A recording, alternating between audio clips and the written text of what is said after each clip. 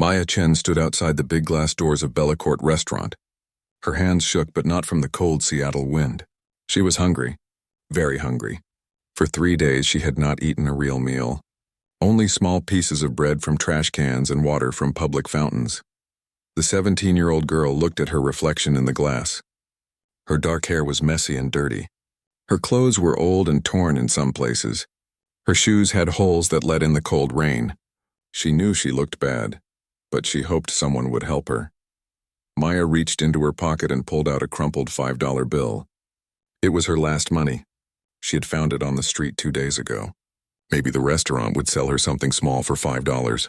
Maybe just a piece of bread or a cup of soup. Anything would help. She pushed open the heavy glass door.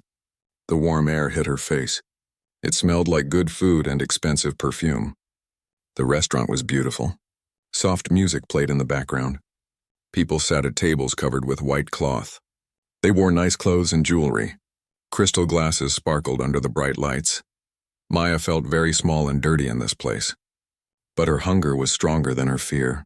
She walked slowly toward the front desk where a tall man in a black suit stood. His name tag said Vincent Maitre d'. Vincent looked up from his computer screen. When he saw Maya, his face changed.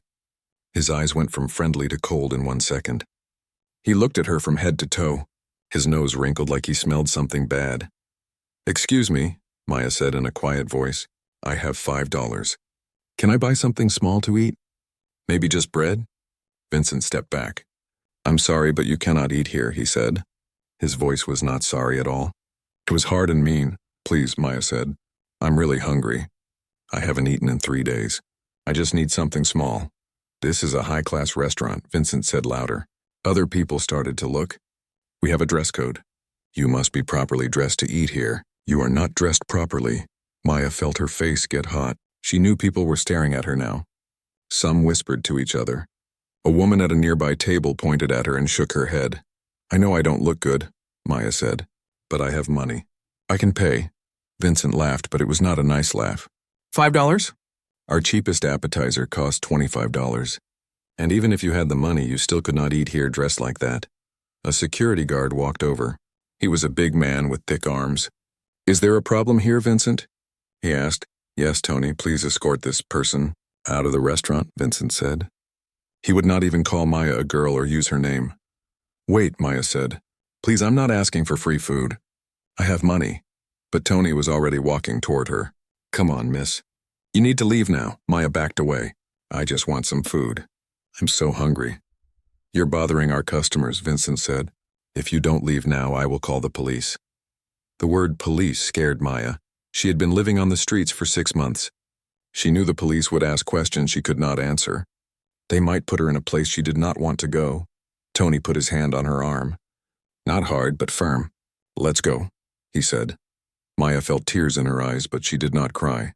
She had learned not to cry in front of people. It made them uncomfortable, and uncomfortable people were mean people. She let Tony walk her to the door. As they passed the tables, Maya heard the whispers. "Disgusting," said an old woman in a fur coat. "Why don't these people get jobs?" said a man in an expensive suit. "Someone should call social services," said another woman. Maya wanted to tell them that she was not lazy. She wanted to tell them that she had tried to get a job, but no one would hire a 17-year-old girl with no address and no phone. She wanted to tell them that she was not always like this, that she used to live in a nice house and go to school and play piano, but she said nothing.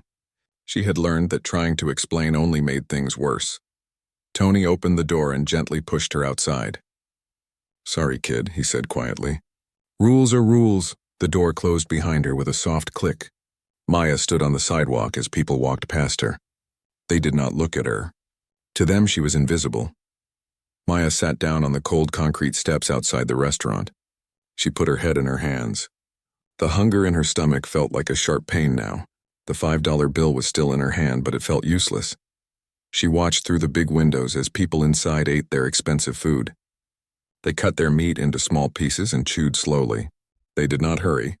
They did not worry about where their next meal would come from. They talked and laughed like everything was easy. Maya remembered when food was easy for her too, when her grandmother would make hot soup on cold days, when they would eat dinner together every night at 6 o'clock. when there was always food in the refrigerator and Maya never had to think about being hungry. But that was before. Before her grandmother died. Before the foster homes. Before she ran away. Before she ended up alone on the streets of Seattle with no one who cared if she lived or died. A woman walked past Maya and dropped some coins into a cup that was not even Maya's. The woman did not look at her face.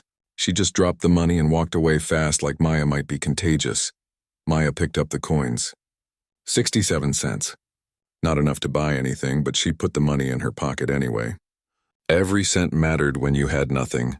The rain started again. Small drops at first, then bigger ones. Maya pulled her thin jacket tighter around her body, but it did not help much. The jacket was old and did not keep out the water. She stood up and looked at the restaurant one more time. Through the window, she could see Vincent talking to other workers. They were probably talking about her. Probably laughing about the dirty girl who thought she could eat in their fancy restaurant. Maya turned away and started walking down the street. She did not know where she was going. She just knew she could not stay there.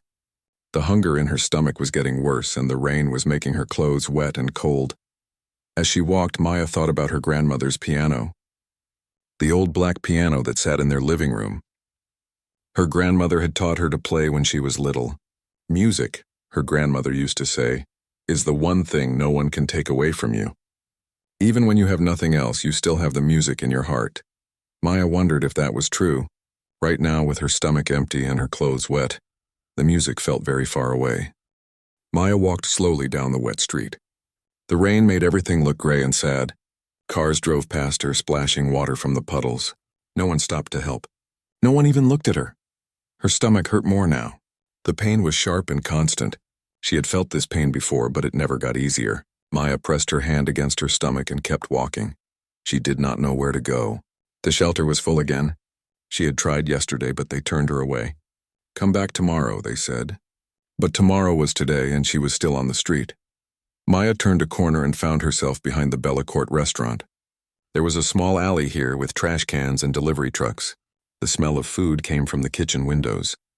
It made her stomach hurt even more, but she could not walk away. She sat down behind a big green dumpster where no one could see her. At least here she was out of the rain a little bit. Maya pulled her knees up to her chest and wrapped her arms around them. She tried to make herself as small as possible to stay warm. From where she sat, Maya could see a side door to the restaurant. Sometimes workers came out to smoke cigarettes or take breaks. She watched them through the glass door. They looked warm and clean. They probably had homes to go to after work. After a while, Maya noticed something else through the glass door. There was another room inside. It was not the main restaurant. It looked like a party room or meeting room. And in the middle of that room, Maya saw something that made her heart beat faster. A piano. It was a big black piano, shiny and beautiful. Much nicer than her grandmother's old piano, but the same shape, the same keys, the same promise of music. Maya stood up and walked closer to the glass door. She pressed her face against the cold glass and looked at the piano. No one was in the room. The piano sat there alone, waiting for someone to play it. Maya remembered her grandmother's hands on the piano keys, soft and gentle but strong. Her grandmother could make the piano sing. She could make it laugh or cry or whisper secrets. The piano is like a friend, her grandmother used to say. You just have to know how to talk to it. Maya had learned to talk to the piano when she was small. Her grandmother taught her every day after school. First simple songs with one hand, then harder songs with both hands, then beautiful songs that made people stop and listen. But Maya had not played piano in 6 months. Not since she ran away from the last foster home. Not since she started living on the streets. Her fingers felt stiff and cold now. Would they remember how to play? The side door opened and Maya jumped back. A man came out carrying a big bag of trash. He was older, maybe 50, with gray hair and kind eyes. His name tag said Carlos Maintenance.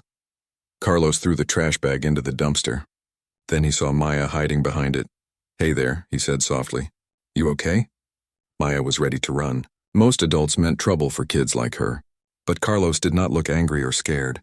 He looked worried, like he cared. I'm fine, Maya said quickly. I was just walking by. Carlos looked at her wet clothes and thin jacket. He looked at her pale face and the dark circles under her eyes. You don't look fine, he said. You look cold and hungry. Maya did not know what to say. She was used to people not seeing her at all. She was not used to people who actually looked at her and cared. I saw what happened inside, Carlos said. Vincent was mean to you. That was not right. You saw? Maya asked. Yeah, I was cleaning tables nearby. I heard the whole thing. You just wanted some food and they treated you like dirt. Carlos shook his head. I'm sorry about that. Maya felt tears in her eyes again. When people were mean to her, she could handle it. She was used to mean people. But when someone was kind, it made her want to cry. Are you going to tell them I'm back here? Maya asked. No, Carlos said. This is just the alley. You're not bothering anyone back here. Carlos looked around to make sure no one was watching. Then he said, You hungry? Maya nodded. There was no point in lying. Wait here, Carlos said. He went back inside through the side door. Maya waited, but she was ready to run if she needed to. Maybe Carlos was calling security. Maybe he was telling Vincent where she was, but 5 minutes later, Carlos came back out. He had a white bag in his hands and a cup with a lid. Here, he said, holding out the bag. It's just leftover bread and some soup. The kitchen was going to throw it away anyway. Maya took the bag. It was warm and smelled amazing. Thank you, she whispered. And here's some hot coffee, Carlos said, giving her the cup. Extra cream and sugar. You look like you need the calories. Maya held the warm cup in both hands. The heat felt so good on her cold fingers. She took a small sip. It was the best coffee she had ever tasted. Thank you so much, Maya said. I don't know how to pay you back. You don't need to pay me back, Carlos said. Everyone deserves food. Everyone deserves kindness. Carlos started to go back inside, but then he stopped. Hey, I saw you looking at something through the door. What were you looking at? Maya felt embarrassed. The piano, she said quietly. I was looking at the piano. You play piano? Carlos asked. I used to, Maya said. My grandmother taught me. But that was a long time ago. Carlos looked at her for a long moment. You know, that room is empty most afternoons. The piano just sits there. No one uses it except for special parties on weekends. It's beautiful, Maya said. You want to see it up close? Carlos asked. Maya's heart jumped. Really? Carlos looked around again. I'm not supposed to let people in who aren't customers. But it's my break time and I'm allowed to have guests during my break. Technically. Maya could not believe what she was hearing. You would let me see the piano? For a few minutes, Carlos said. But you have to be quiet. And if anyone comes, you have to leave fast. Can you do that? Maya nodded so hard her head hurt. Yes, I can do that. Carlos opened the side door. Come on then. But remember, just a few minutes. Maya followed Carlos through the door. The inside of the restaurant was warm and bright. The side room was beautiful with soft carpet and fancy chairs. But Maya only had eyes for the piano. It was even more beautiful up close. The black wood was polished until it shined like a mirror. The keys were white and clean. Maya could see her reflection in the piano's surface. Go ahead, Carlos said. You can touch it. Maya walked slowly to the piano. She put her hand on the smooth wood. It felt warm and alive, like it was waiting for her. I'll watch the door, Carlos said. Take your time. But remember, if I say run, you run. Okay? Okay, Maya said. But she was not really listening. All she could see was the piano. All she could think about was her grandmother's voice saying, The piano is like a friend. You just have to know how to talk to it. Maya sat down on the piano bench. It was the perfect height. She put her hands above the keys but did not touch them yet. Her heart was beating so fast, could she still play? Would her fingers remember? Would the music still be there somewhere inside her? There was only one way to find out. Maya's hands shook as she held them above the piano keys. The white keys looked perfect and clean like fresh snow. The black keys were shiny like mirrors. She had dreamed about this moment for 6 months. 6 months of sleeping on cold streets and eating from trash cans. 6 months of missing her grandmother and missing music. Go on? Carlos said softly from the doorway. Don't be scared, but Maya was scared. What if her fingers did not remember? What if the music was gone forever? What if she had lost the one beautiful thing her grandmother had given her? Maya closed her eyes and thought about her grandmother. She could almost hear her voice. Music lives in your heart, Maya. It will always be there when you need it. Maya took a deep breath and touched the keys. The first note was soft and sweet. It rang out in the quiet room like a church bell. Maya's finger had found middle C without her even thinking about it. Her body remembered. She pressed another key. Then another. Slowly, carefully, she played a simple scale. Do, re, mi, fa, sol, la, ti, do. The notes climbed up like steps to heaven. Her fingers felt stiff and cold at first, but as she played, they began to remember. The music was still there. It had been hiding inside her, waiting for this moment. Maya began to play a song her grandmother had taught her long ago. It was called Hope's Dawn. Her grandmother had written it herself when she was young. This song, her grandmother had said, is about light coming after darkness, about morning coming after the longest night. The melody started soft and sad. Maya's left hand played deep, slow notes that sounded like sadness, like being alone, like being hungry and cold and afraid. But then her right hand joined in with a higher melody, light and beautiful. It danced above the sad notes like sunlight on water. The two melodies talked to each other, the sadness and the hope, the darkness and the light. Maya felt tears on her cheeks, but she did not stop playing. The music poured out of her like water from a broken dam. All the feelings she had kept inside for 6 months, all the fear and loneliness and hunger, all the love she still felt for her grandmother, all the hope she had almost given up. Her fingers moved faster now. They remembered every note, every harmony, every gentle touch her grandmother had taught her. The piano sang under her hands. It laughed and cried and whispered secrets. Maya forgot where she was. She forgot about the cold street outside. She forgot about the mean man who had turned her away. She forgot about being hungry. There was only the music and the feeling of coming home. The song grew stronger and more beautiful. The hope melody climbed higher and higher, pulling the sadness up with it. Maya played with her whole body, swaying with the rhythm. Her grandmother had taught her that. Music is not just in your fingers, she used to say. It is in your whole body, your whole heart. Maya had never played this song so well, not even when she was little, and lived in a warm house with food every day. The pain she had felt on the streets, the loneliness, the fear, all of it made the music deeper, more real, more true. She played the song's ending where the hope melody finally wins, where the light pushes away all the darkness. The last notes rang out in the quiet room, soft and perfect and full of promise. Maya sat very still for a moment. Her hands were still on the keys. Her heart was beating fast. She felt like she had been running, but she also felt peaceful. For the first time in 6 months, she felt like herself again. That was... Carlos started to say something, but his voice cracked. When Maya turned to look at him, she saw tears in his eyes. That was the most beautiful thing I ever heard, Carlos said. Where did you learn to play like that? My grandmother taught me, Maya said. She wrote that song. She must have been an amazing woman, Carlos said. She was everything to me, Maya said. When she died, I lost more than just her. I lost the music too. I thought it was gone forever. It's not gone, Carlos said. It's right there inside you. It always was. Maya wiped the tears from her face. Thank you for letting me play. I know you could get in trouble. Don't worry about that, Carlos said. But then he looked toward the main restaurant and frowned. Actually, we should probably go. People might start wondering where I am. But as Carlos walked toward the door that led to the main restaurant, he stopped. He tilted his head like he was listening to something. That's weird, he said. What? Maya asked. Do you hear that? Carlos opened the door a crack and listened. Maya could hear voices from the main restaurant, but they sounded different than before. Quieter, more serious. I think, Carlos said slowly, I think they heard you playing. Maya's heart jumped. What do you mean? Carlos opened the door wider and looked out. Then he looked back at Maya with surprise on his face. The sound system, he said. I forgot about the sound system. When we have parties in this room, the music gets played through speakers in the main restaurant. I must have left it on when I was cleaning earlier. Maya felt scared. You mean everyone in the restaurant heard me playing? I think so, Carlos said. And Maya? They're not eating anymore. They're not talking. They're all just sitting there, listening. Maya stood up from the piano bench. I have to go. If Vincent finds out I'm here, he'll call the police. Wait, Carlos said. Listen, Maya listened.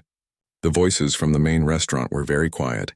She heard the sound of chairs moving, footsteps, people walking around. I think, Carlos said, they're trying to figure out where the music came from. I have to leave, Maya said again. Right now. But as she started toward the side door, she heard something that made her stop. Someone was clapping. Then more people were clapping.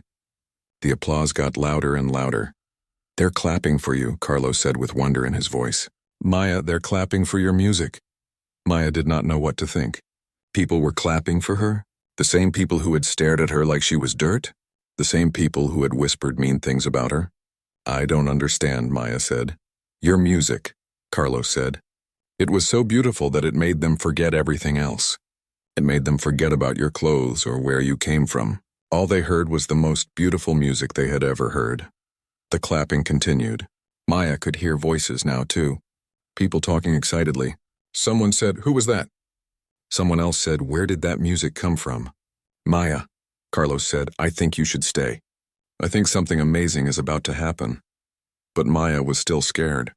Amazing things did not happen to homeless girls. Amazing things happened to other people. People with nice clothes and clean hair and money in their pockets. "What if they're angry?" Maya asked. "What if they call the police?" "Then I'll say it was my fault," Carlos said. "I'll say I let you in during my break." "But Maya, I don't think they're angry. I think they're amazed." The clapping was getting louder. More people were talking. Maya heard footsteps coming toward the room where she stood. "Someone's coming," she whispered. "Yes," Carlos said, "and I think it's time for you to meet your audience." Maya's hands shook. She looked at the piano one more time. "Thank you," she thought. "Thank you for keeping the music safe inside me." Then she turned toward the door, toward the voices, toward whatever was coming next. Her grandmother had always said that music could change everything. Maybe, just maybe, she was right. The door to the main restaurant opened slowly. Maya stood frozen next to the piano, her heart beating so loud she thought everyone could hear it. Carlos moved to stand beside her, ready to protect her if needed. The first person through the door was Vincent, the man who had thrown her out just an hour ago. But he looked different now. His face was not angry or cold. He looked confused and amazed. His mouth was open like he could not believe what he was seeing. Behind Vincent came other people from the restaurant. The woman in the fur coat who had called Maya disgusting. The man in the expensive suit who said homeless people should get jobs. The woman who wanted to call social services. They all looked different now. Their faces were soft and wondering. More people crowded into the doorway. Maya counted at least 15 people, all of them staring at her, all of them quiet. Maya wanted to run, but her legs would not move. She felt like a deer caught in headlights, all these rich, important people looking at her. What did they want? Vincent stepped forward. "You," he said, pointing at Maya. "You were the one playing piano?" Maya nodded but could not speak. "That music." Vincent shook his head like he was trying to wake up from a dream. "That was the most beautiful thing I have ever heard." A woman pushed through the crowd. She was about 40 years old with long black hair and kind eyes. She wore a simple black dress and carried a small purse. She did not look as rich as the other people, but she had something different about her, something important. "Excuse me," the woman said to Maya. "My name is Elena Rodriguez. I work for Carnegie Hall in New York City. Did you really just play that piece?" Maya nodded again. She had heard of Carnegie Hall. It was one of the most famous concert halls in the world. Why was someone from Carnegie Hall talking to her? "Where did you learn to play like that?" Elena asked. Her voice was gentle and real, not fake nice like some adults used with kids. "My grandmother taught me," Maya said quietly. "And that piece?" "Did she teach you that too?" "She wrote it," Maya said. "It's called Hope's Dawn." Elena's eyes got wide. "She wrote that? Your grandmother was a composer?" "I guess so," Maya said. "She wrote songs and taught piano lessons. Before she got sick." The crowd of people moved closer. Maya felt scared again, but Elena held up her hand. "Give her some space," Elena said to the others. "This is a lot for anyone." Vincent stepped forward again. I owe you an apology," he said to Maya. His voice was shaky. "What I did earlier, turning you away, that was wrong. Very wrong." Maya did not know what to say. She had never heard a grown-up apologize to her before. "You have a gift," Vincent continued. "A real gift. And I almost missed it because I judged you by your clothes." He looked ashamed. "I'm sorry." The woman in the fur coat pushed forward. "Dear," she said to Maya, "that music made me cry. I haven't cried in years." "How old are you?" 17, Maya said. 17 and playing like that? The woman shook her head. I've been to every famous concert hall in the world. I've heard the best pianists alive. But what you just played, it was something special, something real. A young man with a beard spoke up. I recorded it, he said, holding up his phone. I hope that's okay. I started recording when I heard the music through the speakers. I've never heard anything like it. Maya felt panic. You recorded me? Don't worry, Elena said quickly. He won't share it without your permission. Will you? She looked at the young man with serious eyes. Of course not, the man said. I wanted to remember it. Music like that doesn't happen every day. More people spoke up. They all said the same thing. The music was beautiful, amazing, life-changing. They had never heard anything like it. Maya felt dizzy. These were the same people who had stared at her with disgust an hour ago. Now they were saying her music was amazing. I don't understand, Maya said. Why are you all being nice to me now? Before you all looked at me like I was dirt. The room got very quiet. People looked at their shoes. The woman in the fur coat started to cry. Because we were wrong, Vincent said. We saw your clothes and made up our minds about who you were. We didn't see you. The real you. Your music showed us who you really are, said an older man with gray hair. It showed us your heart, your soul. And it's beautiful. Elena knelt down so she was at Maya's eye level. Maya, can I ask you something? Do you have family? Someone taking care of you? Maya shook her head. My grandmother died 6 months ago. I've been living on the streets since then. The room got even quieter. Some people gasped. The woman in the fur coat cried harder. You've been homeless for 6 months? Elena asked. At 17 years old? I tried foster homes, Maya said. But they were not good places. So I ran away. Oh, sweetheart, said the woman in the fur coat. I'm so sorry. I said such terrible things about you. I didn't know. You couldn't have known, Maya said. Most people don't want to know. Elena stood up and looked around the room. This is not right, she said. This talented, beautiful girl should not be living on the streets. She should be in school. She should be studying music. You're right, Vincent said. What can we do to help? I can help, said the older man with gray hair. I own 3 music schools in Seattle. I would be honored to give you free lessons. And I can help with clothes and food, said the woman in the fur coat. I have daughters. I have everything you need. Wait, said a woman Maya had not seen before. She had just walked into the room. She wore a chef's coat and had flour on her hands. I'm Mrs. Bellecourt. I own this restaurant. What's going on here? Vincent quickly explained what had happened. How Maya had been turned away. How she had played piano. How everyone had heard the music and been amazed. Mrs. Bellecourt listened to the whole story. Then she looked at Maya for a long time. You're the girl Vincent turned away earlier? She asked. Maya nodded, ready for more trouble, but Mrs. Bellecourt smiled. Vincent, you're fired, she said. Everyone gasped. Maya felt terrible. She had gotten Carlos's friend in trouble. But then Mrs. Bellecourt laughed. Just kidding. But Vincent, you're going to take sensitivity training. And you're going to personally make sure this young lady gets the best meal we can make. She turned to Maya. And you, dear girl, are going to eat as much as you want, anytime you want, for free, forever. This restaurant is your home now whenever you need it. Maya started to cry. Real tears this time. Happy tears and sad tears all mixed together. All these people wanted to help her. After 6 months of being invisible, suddenly everyone could see her. There's more, Elena said. Maya, I work with young musicians who have special talent. I think you have more than special talent. I think you have a gift that could change the world. What do you mean? Maya asked. I mean, Elena said, that I want to help you share your music with everyone, starting with a video of your performance today. Maya looked scared again. A video? On the internet? Only if you want to, Elena said. But Maya, your music is too beautiful to keep secret. And your story. People need to hear your story. They need to know that talent and beauty can come from anywhere. From anyone. The young man with the beard stepped forward. The video I took is really good quality. If you want, I can edit it and make it perfect. Maya looked around the room. All these people who had ignored her or been mean to her were now offering to help. It felt like a dream. Why? Maya asked. Why do you all care now? Elena smiled. Because your music reminded us of something we had forgotten. It reminded us that every person has value. Every person has something beautiful inside them. We just have to take the time to look. Carlos, who had been quiet this whole time, stepped forward. Maya showed me that too, he said. I always tried to be kind to everyone. But today, Maya taught me that sometimes being kind means taking a risk. Sometimes it means breaking the rules to do what's right. Mrs. Bellecourt clapped her hands. Enough talking, she said. This girl needs food, real food. Carlos, please escort our guest to the best table in the house.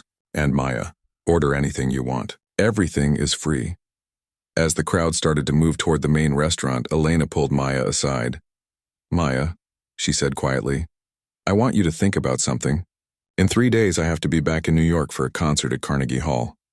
What if I told you that there might be a way for you to perform there someday? What would you say? Maya's heart stopped.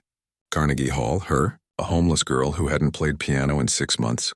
I would say that sounds impossible, Maya said. Elena smiled. The best things in life usually do. Maya finished playing the last note and lifted her hands from the piano keys. The room was completely silent. She could hear her own heart beating. She could hear the rain outside the windows. But no one in the room made a sound. Maya turned around on the piano bench and saw all the people staring at her. Their faces looked shocked and amazed. Some people had tears in their eyes. Others had their mouths open like they could not believe what they had heard. Maya felt embarrassed. She stood up quickly from the piano bench. I'm sorry, she said. I should not have played without asking. I'll leave now. But as she started to walk toward the door, something amazing happened. One person started clapping, then another, then another. Soon the whole room was clapping and cheering. Maya stopped walking. She had never heard applause before. Not real applause from real people. It was the most beautiful sound she had ever heard, except for music. Vincent stepped forward. Maya got scared. She thought he was still angry about earlier. But when Vincent spoke, his voice was gentle. Please don't leave, he said. I need to talk to you. Maya looked at Carlos. Carlos nodded like it was okay to stay. What's your name? Vincent asked. Maya, she said quietly. Maya Chen. Maya, Vincent said. That was the most beautiful music I have ever heard. And I've heard a lot of music in this restaurant. Famous musicians come here all the time, but none of them played like you just played. A woman with tears on her face spoke up. Where did you learn to play like that? Are you taking lessons at the music school downtown? Maya shook her head. No, I don't go to school anymore. But you must be studying with someone, said another man. No one plays like that without years of training. My grandmother taught me, Maya said. But she died 6 months ago. The room got quiet again. Maya could see people looking at her old clothes and her messy hair. She could see them starting to understand. Maya, Vincent said carefully. Do you have a place to live? Maya did not want to answer. She did not want these people to know the truth. But she was tired of lying. Tired of pretending. No, she said. I live on the streets. The woman who had been crying gasped. You're homeless? Maya nodded. For 6 months. Since my grandmother died. But you're just a child, said an older man. Where are your parents? I don't have parents, Maya said. My grandmother raised me. When she died, they put me in foster homes. But the homes were bad. So I ran away. Vincent sat down in a chair like his legs could not hold him up anymore. Maya, he said, when you came in here earlier asking for food, you were really hungry, weren't you? Maya nodded. I haven't eaten in 3 days. Real food, I mean. Just small things from trash cans. Several people in the room started crying. The woman in the fur coat put her hands over her face. Oh God, she said. What have we done? We turned away a hungry child. I didn't know, Vincent said. His voice was shaky. I thought you were just another person trying to get free food. I see it every day. I didn't know you were really hungry, really homeless. Most people don't want to know, Maya said. It's easier to look away. Elena, the woman from Carnegie Hall, knelt down next to Maya. Sweetheart, how have you been surviving? How do you eat? Where do you sleep? Sometimes the shelter has room, Maya said. Sometimes churches give out food. Sometimes people drop coins in cups and I can buy something small. And sometimes, Maya looked embarrassed. Sometimes I find food in trash cans behind restaurants. Behind this restaurant? Mrs. Bellecourt asked. She had been listening from the doorway. Maya nodded. I was sitting behind your dumpster when Carlos found me. That's how I saw the piano through the window. Mrs. Bellecourt looked angry but not at Maya. And none of my staff told me there was a hungry child behind my restaurant? It's not their fault, Carlos said quickly. Maya was hiding. She didn't want to bother anyone. Carlos is the only person who was kind to me, Maya said. He gave me food and let me see the piano. Everyone else just looks through me like I'm not there. Vincent put his head in his hands. I am so ashamed, he said. You were hungry and asking for help, and I treated you like dirt. You didn't know my story, Maya said. You just saw my clothes. That's no excuse, Vincent said. Every person deserves kindness. Every person deserves respect. My mother taught me that when I was young, but I forgot. Elena stood up and looked around the room. Everyone here forgot, she said.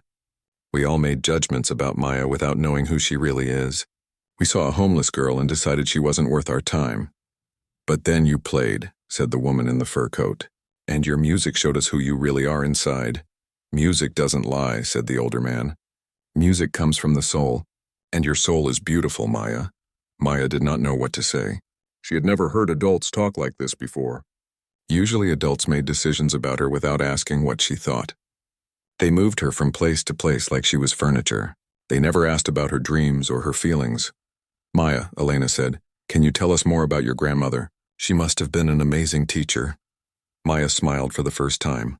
Talking about her grandmother always made her happy, even when it made her sad too. Her name was Rose Chen, Maya said. She came to America from China when she was young. She was a piano teacher and a composer. She wrote beautiful songs.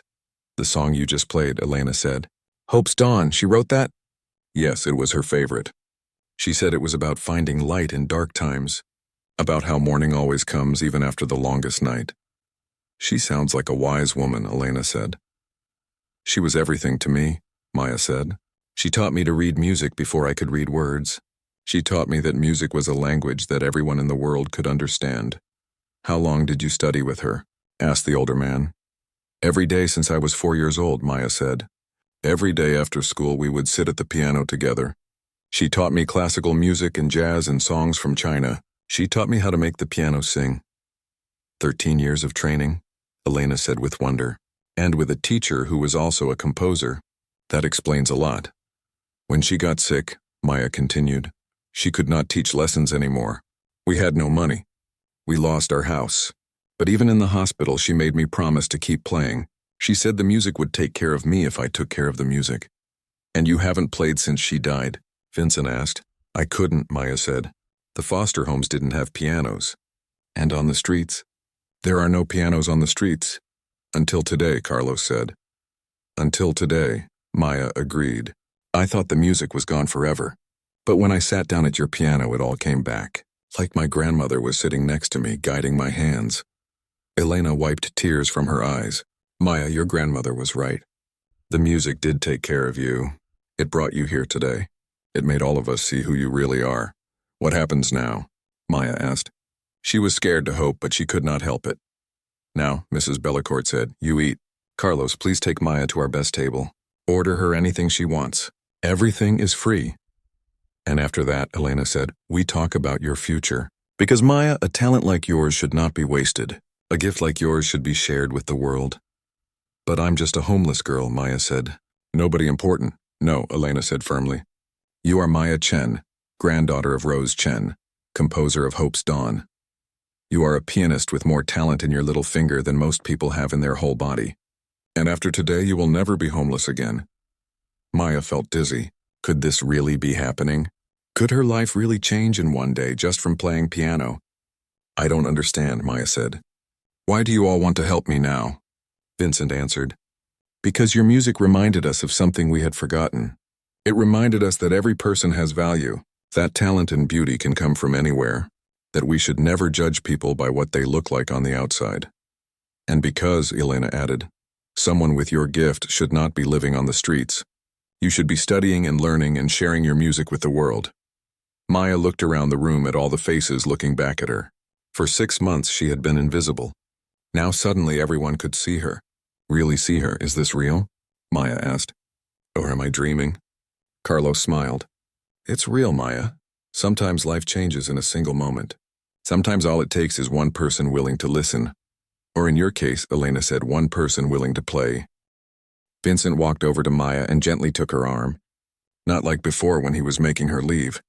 This time his touch was kind and careful. Maya, he said, please let me take you to the best table in the restaurant. It's the least I can do after how badly I treated you. Maya looked at all the faces around her. Everyone was smiling and nodding, but she still felt scared. What if this was all a trick? What if they were just pretending to be nice?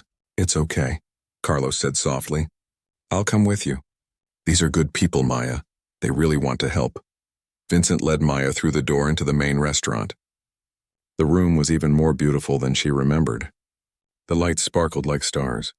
The tables had white cloth and fresh flowers.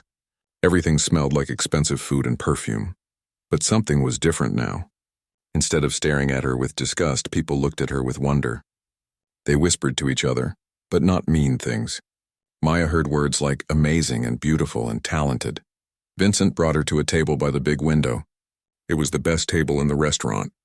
Maya could see the whole city from there. The lights of Seattle sparkled in the distance like jewels. Please sit, Vincent said, pulling out a chair for her. This table usually costs extra money just to sit at. But tonight it's yours. Maya sat down carefully. The chair was soft and comfortable. She had not sat in a real chair for weeks. On the streets, she sat on concrete steps or park benches or the ground. Now, Vincent said, I want you to order anything you want from our menu. Anything at all. Don't look at the prices. Just tell me what sounds good. He handed Maya a menu. It was heavy and elegant with gold writing. Maya had never seen such fancy food. Lobster and steak and fish with names she could not pronounce. Everything cost more money than she had ever seen. I don't know what any of this is, Maya said honestly. That's okay, Vincent said. Let me help you. Do you like soup? Maya nodded. She loved soup. It was warm and filling. We have the best mushroom soup in Seattle, Vincent said. It's made with cream and wine and fresh herbs from our garden. That sounds wonderful, Maya said. And for the main course, how about our roasted chicken? It comes with mashed potatoes and vegetables. Very simple but very delicious. Maya's mouth started watering just thinking about it. Real chicken? Real potatoes? Yes, please. And for dessert, we have chocolate cake that will make you forget all your troubles.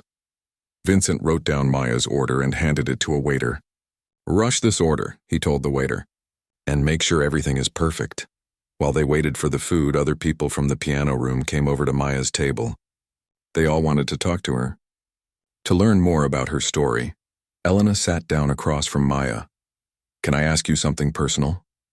She said. Maya nodded. When you were playing piano just now, you looked so happy, like you were home. Is that how music feels to you? Maya thought about the question. Music is the only place I feel safe, she said. When I'm playing piano, I'm not homeless. I'm not hungry. I'm not scared. I'm just me. That's beautiful, Elena said. That's exactly how great musicians should feel about their art. The woman in the fur coat came over too. She looked embarrassed and sad. Dear, she said to Maya, I need to apologize to you. When you came in earlier, I said terrible things about you. I called you disgusting. I was wrong. Very wrong. It's okay, Maya said. You didn't know me. No, it's not okay, the woman said. I should never talk about another person like that, ever. My name is Margaret Williams. I want to make this right. Margaret sat down next to Maya. I have 2 daughters about your age. They have everything they need. Beautiful clothes, their own rooms, cars, college funds. But neither of them has half the talent you have. Maya did not know what to say. I want to help you, Margaret continued. I want to buy you new clothes. Good clothes that fit you properly, and shoes that don't have holes, and a warm coat for winter. You don't have to do that, Maya said. Yes, I do, Margaret said. Because if one of my daughters was lost and hungry, I would want someone to help her. Every child deserves kindness. The waiter brought Maya's soup. It was in a beautiful white bowl with a gold rim. Steam rose from it like morning mist. Maya took a small spoonful. It was the most delicious thing she had ever tasted. Rich and creamy and warm. She had to stop herself from drinking it too fast. More people came to talk to Maya while she ate. A man named Dr. Peterson who owned music schools. A woman named Sarah who worked for a charity that helped homeless kids. A young man named Jake who was a music teacher. Maya, Dr. Peterson said, I want to offer you free piano lessons at my school. The best teachers. The best instruments. Everything you need to develop your gift. And I want to help you find a safe place to live, Sarah said. I work with foster families who specialize in helping artistic kids. Good families who understand how important music is. Jake leaned forward excitedly. And I want to teach you how to record your music. How to share it with people online. Your grandmother's song should be heard by everyone. Maya felt overwhelmed. So many people wanted to help her. She had gone from having no one to having dozens of people who cared. The waiter brought her main course. The chicken was golden and perfect. The mashed potatoes were fluffy like clouds. The vegetables were colorful and fresh. Maya ate slowly, savoring every bite. She could not remember the last time she had eaten food this good. Mrs. Bellacourt came over to the table. "How is everything?" she asked. "Perfect," Maya said. "This is the best food I've ever had." "Good," Mrs. Bellacourt said. "Maya, I want you to know something. You are welcome in my restaurant anytime, day or night. If you're hungry, you come here and we'll feed you. No questions asked." "But I can't pay," Maya said. "You already paid," Mrs. Bellacourt said. "You paid with your music. You reminded everyone here about what's really important. That's worth more than money." Elena had been quiet while Maya ate, but now she spoke up. "Maya, I've been thinking about what we discussed earlier." "About Carnegie Hall." Maya stopped eating. "What about it?" "I have an idea," Elena said. "A way to help you and help other people at the same time." "What do you mean?" Elena pulled out her phone. "The young man who recorded your performance today, the video is really good quality. If you give permission, I'd like to share it online. Not just for entertainment, but to raise money." "Money for what?" "For homeless kids like you," Elena said. "Kids who have talents but no way to develop them. Kids who need food and shelter and education." Maya thought about this. "You want to use my music to help other kids?" "Yes. Your story, your talent, your grandmother's song, it could inspire people to help. It could change lives." Maya looked around the table at all the faces watching her. These people had already changed her life just by listening to her music. Maybe her music could help other kids too. "My grandmother always said music should make the world better," Maya said. "Then what do you think?" Elena asked. "Should we share your gift with the world?" Maya thought about all the homeless kids she had met on the streets. Kids who were hungry and cold and scared just like her. Kids who had talents and dreams but no way to make them real. "Yes," Maya said. "Let's do it." The table erupted in applause. People cheered and hugged each other. Maya felt tears in her eyes again, but happy tears this time. The waiter brought her chocolate cake. It was huge and covered in thick frosting. Maya took a bite, and it was like eating happiness, sweet and rich and perfect. "Maya," Vincent said, "you've given us all a gift tonight. You've reminded us about kindness and compassion and the power of music. We'll never forget this." "I'll never forget it either," Maya said. "This morning I was just a hungry girl with no hope. Tonight I feel like anything is possible." "Anything is possible," Elena said, "especially when you have talent like yours and people who believe in you." Maya looked out the window at the city lights. Somewhere out there were other kids like her, kids who needed help and hope. Maybe her music could reach them. Maybe it could let them know they were not alone. "Grandmother," Maya whispered, thinking about the woman who had taught her everything. "You were right. The music did take care of me. And now I'm going to use it to take care of others." The rain had stopped falling outside. Through the clouds, Maya could see stars beginning to shine. It looked like morning was coming, even though it was still night. Hope's dawn, she thought. Just like her grandmother's song. Elena sat at her laptop computer in her hotel room. It was 2 in the morning, but she could not sleep. She kept thinking about Maya and the beautiful music she had played. The video on her phone showed everything. Maya's thin hands on the piano keys. The tears on her face as she played. The pure emotion in every note. Elena had worked with many talented musicians, but she had never seen anything like this. Maya's performance was not just technically perfect. It was real. It came from a place of pain and hope that most people never experience. Elena opened her laptop and started typing. She would share the video on social media, but first she needed to tell Maya's story. People needed to understand who this girl was and what she had been through. "This is Maya Chen," Elena wrote. "She is 17 years old and has been homeless for 6 months. Today she walked into a restaurant asking for food and was turned away. But then something magical happened. Elena uploaded the video and continued writing. She told about Maya's grandmother who taught her piano, about living on the streets, about the mean treatment she received from people who judged her by her appearance, and about how her music changed everything in just a few minutes. Maya's grandmother wrote the song you're hearing, Elena typed. It's called Hope's Dawn. It's about finding light in darkness, about morning coming after the longest night. Maya has been living in a very long night, but maybe with our help her dawn is finally coming. Elena added links to charities that helped homeless youth. She added information about music education programs. She asked people to share the video and to remember that talent and beauty can be found anywhere, in anyone. Elena posted the video at 2:30 a.m. Then she went to bed, hoping a few people might see it and be moved to help. She had no idea what was about to happen. When Elena woke up 6 hours later, her phone was buzzing non-stop. Hundreds of notifications, thousands of views. The video was being shared faster than she had ever seen. Elena checked her social media. The video had 50,000 views already, but more important than the numbers were the comments. People were crying. People were inspired. People were angry about how Maya had been treated and amazed by her talent. This made me sob, wrote one person. How can we let kids like this live on our streets? I've been a piano teacher for 30 years, wrote another. This girl has more talent than students I've taught for decades.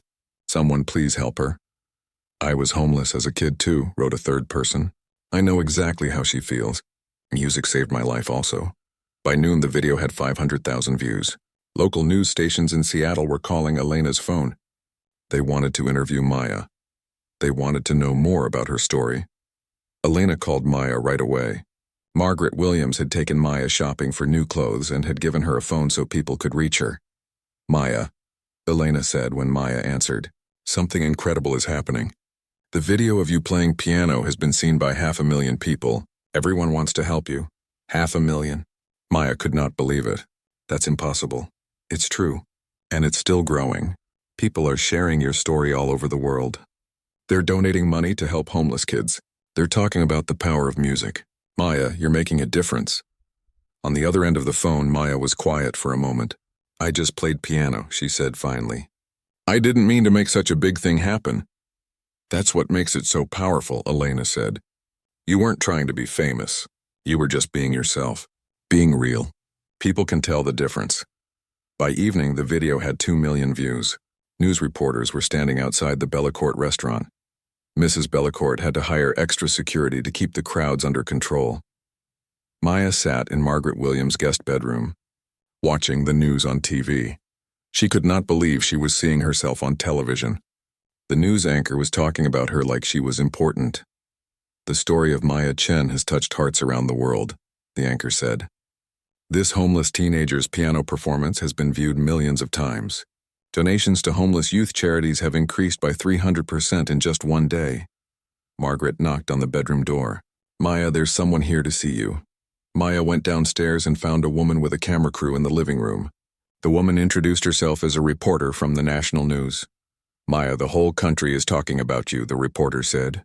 People want to know how you're doing. They want to know what happens next. Maya felt nervous talking to the camera, but she tried to answer the questions honestly. She talked about her grandmother and the music lessons. She talked about living on the streets and feeling invisible. She talked about the kindness of strangers who helped her. What do you want people to know about homeless kids? The reporter asked. Maya thought carefully. I want them to know that we're not bad people. We're not lazy or dangerous. We're just kids who need help.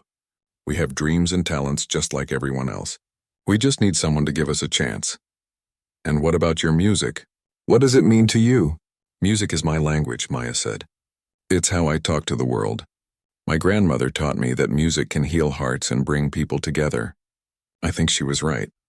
By the end of the week, Maya's video had 10 million views. It had been shared in dozens of countries and translated into many languages. Musicians around the world were recording their own versions of Hope's Dawn. Music schools were offering scholarships to homeless kids. Cities were increasing funding for youth programs. Elena flew back to Seattle to see Maya. They met at the Bellecourt restaurant, which had become famous because of the video. Carlos had been promoted to assistant manager. Vincent had become an advocate for homeless services in his free time. Maya, Elena said as they sat at the same table where Maya had eaten her first real meal in days. I have some news for you. Good news or bad news? Maya asked. The best news, Elena said with a huge smile. The board of directors at Carnegie Hall wants to invite you to perform a special concert to raise money for homeless youth. They want you to play your grandmother's song on the most famous stage in America. Maya's hand started shaking. Carnegie Hall? Really? Really? But only if you want to. I know it's a lot of pressure. Maya thought about her grandmother. She thought about all the homeless kids still living on the streets. She thought about the power of music to change hearts and minds. Yes, Maya said, I want to do it. For my grandmother. And for all the kids who need help. Elena hugged her. Your grandmother would be so proud. The video continued to spread. Musicians shared it. Celebrities talked about it. Politicians mentioned it in speeches about helping homeless youth. Maya's story had become a symbol of hope and the power of human kindness. But the most important change was in Maya herself. She was no longer the scared, hungry girl who had been turned away from a restaurant. She was confident and strong. She had found her voice through music and she was using it to help others. Maya looked at her phone and saw that the video now had 20 million views. 20 million people had heard her grandmother's song. 20 million people knew that homeless kids were talented and deserving of help. Grandmother, Maya whispered, your music is changing the world just like you always said it would. Outside the restaurant window, Maya could see the sun setting over Seattle. But this was not an ending. This was a beginning. Tomorrow she would start preparing for the most important performance of her life. Tomorrow she would take her grandmother's message of hope to the biggest stage in America. Tomorrow, hope's dawn would shine brighter than ever before.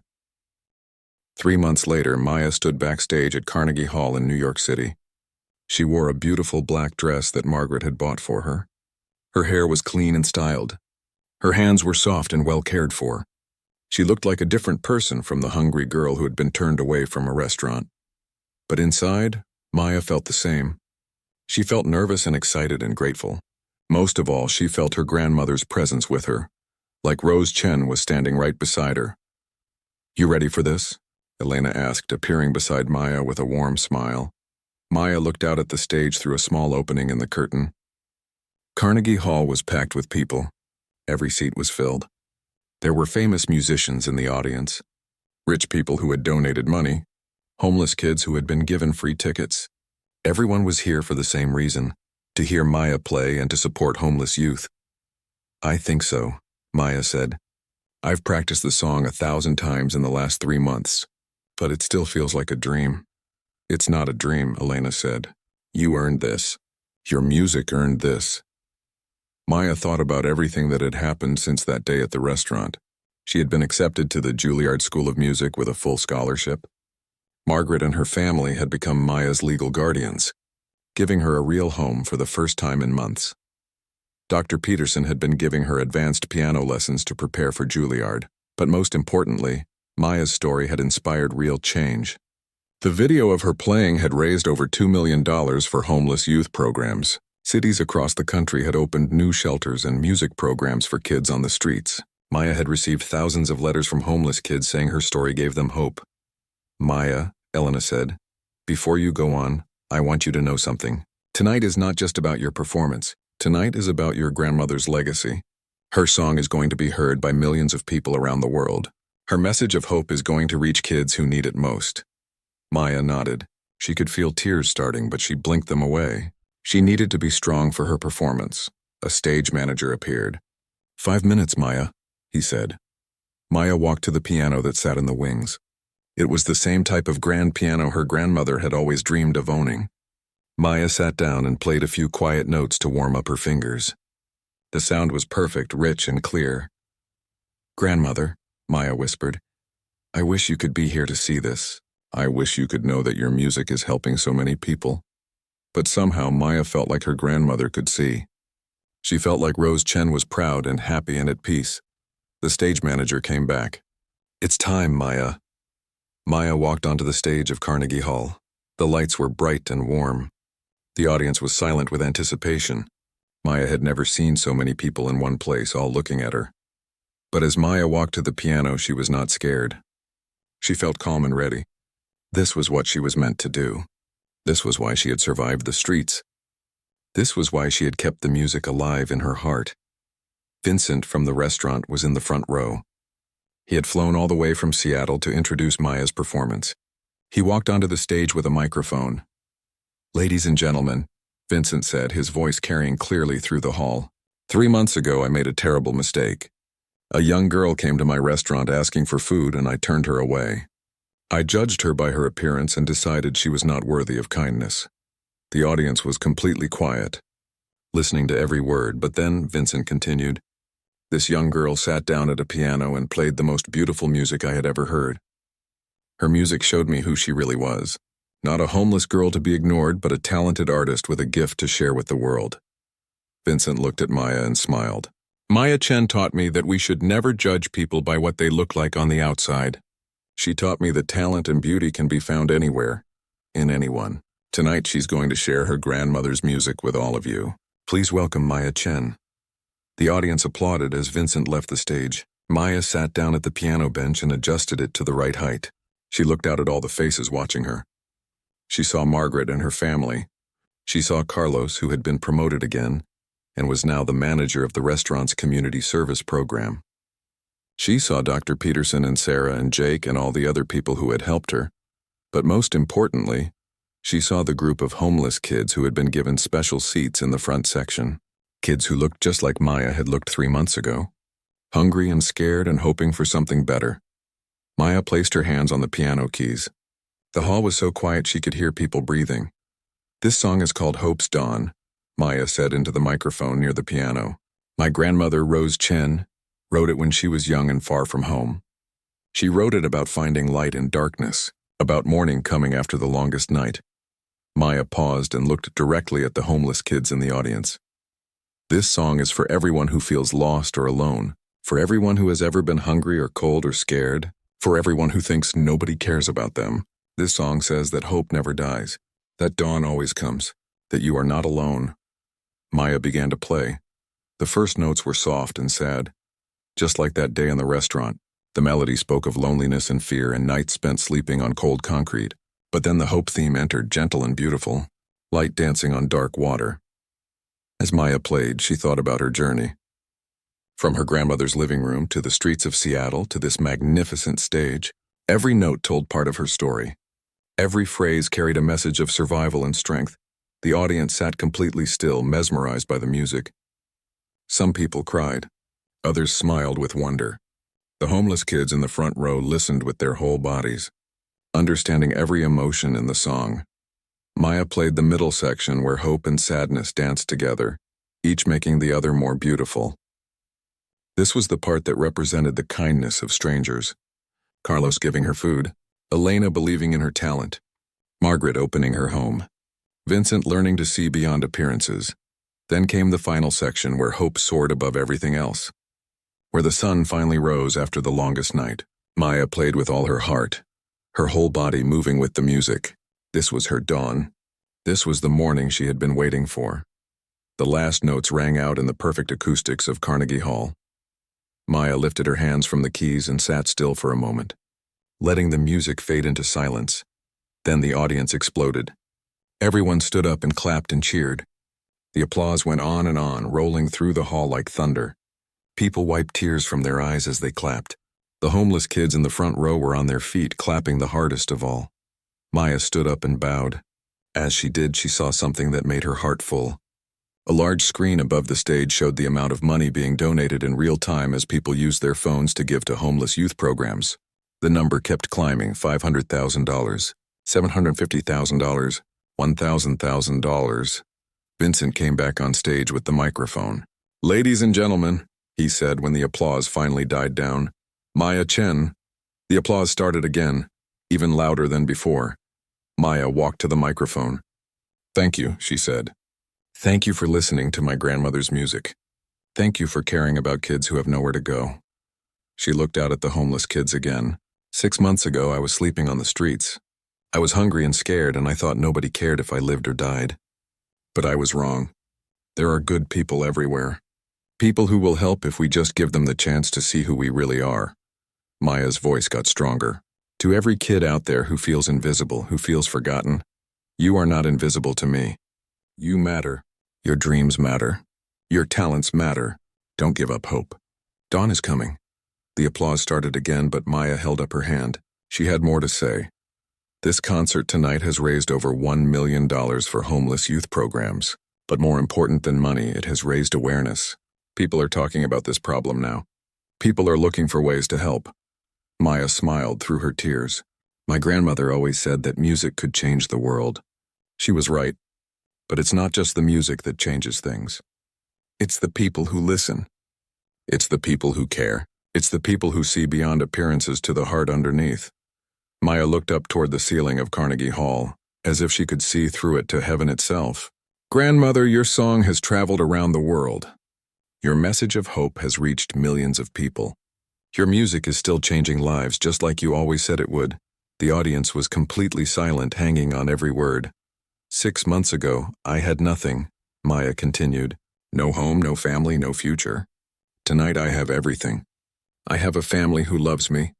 I have a school that will teach me to be the best musician I can be. I have friends who believe in me. Maya paused and looked directly at the homeless kids in the front row. But most importantly, I have a purpose. I'm going to use my music to help other kids like me. Kids who just need someone to give them a chance. Kids who have talents the world needs to see. She turned to address the whole audience. I'm going to study hard at Juilliard. I'm going to become the best pianist I can be. And then I'm going to spend my life using music to help people,